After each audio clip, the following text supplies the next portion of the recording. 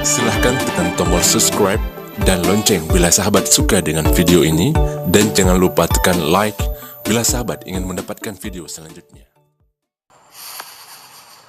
Kita ini walaupun cantik, banyak duit, janganlah lupa masak untuk di rumah untuk suami kita.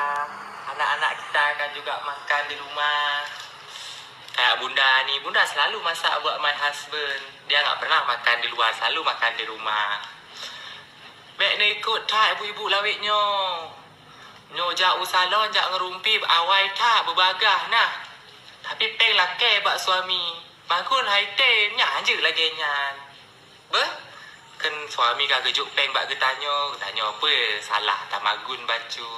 Mangat tak magun juile. Kan urusan je. Jangan pajuk.